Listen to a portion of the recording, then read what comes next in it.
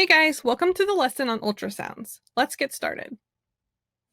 So an ultrasound uses sound waves that bounce off of the tissue to view the internal organs or blood flow in the body. They're used to diagnose and guide procedures like biopsies. Ultrasounds are also used inside the uterus to view inside the uterus when a woman is pregnant. So let's talk about the procedure. So ultrasounds use a transducer probe that's placed on the skin to view the organs under the tissue. So the standard ultrasound uses an external transducer, like in this picture here, which is just placed on the skin with some gel. A bladder scanner, for example, is where we press the probe up against their pelvic area with some gel to view the amount of urine in the bladder.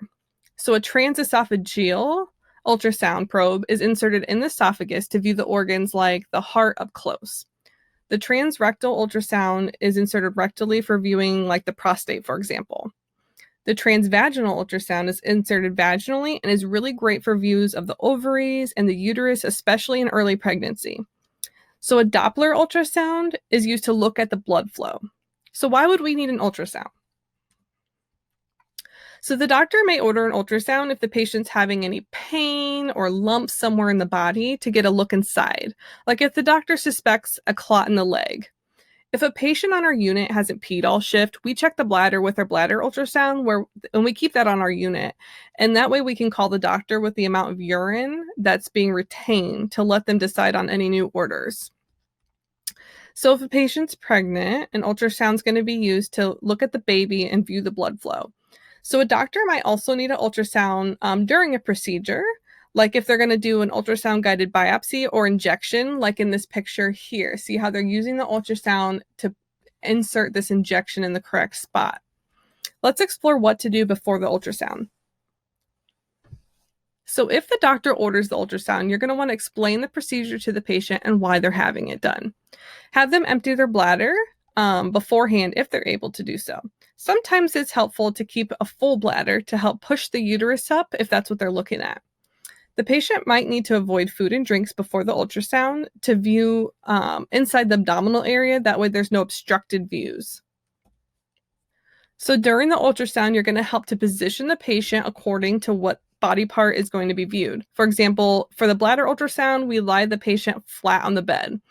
You're going to put the gel on the probe or the patient's skin for the standard ultrasound.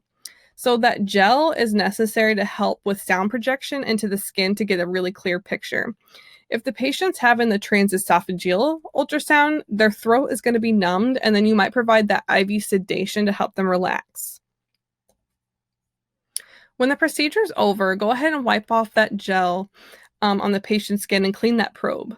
After a transesophageal, you're going to want to keep them NPO until that numbness is gone, which means they shouldn't eat or drink anything so they don't choke or aspirate. Let the patient know that the radiologist is going to interpret those results and the doctor will explain them to them. In the case of a bladder ultrasound, you as the nurse are able to provide the patient with the information on how much urine is in their bladder. It's kind of a different thing, and all organizations might be different, but as for my organization, we are able to do those bladder scans without a doctor order and provide those results to the patient. Okay, so the priority nursing concepts for a patient with an ultrasound are perfusion and patient-centered care. All right, now let's review the key points.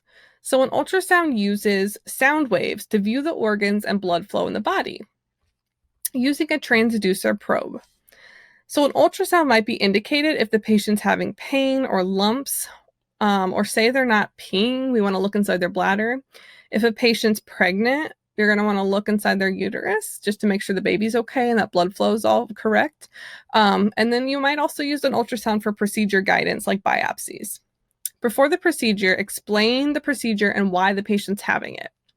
During, make sure you position the patient correctly according to what's being viewed and put gel on that probe. And use sedation if indicated, like with that transesophageal ultrasound. After it's all over, just wipe off all the excess gel and then keep the patient NPO if that transesophageal ultrasound was used until the numbness is gone so they don't choke or aspirate.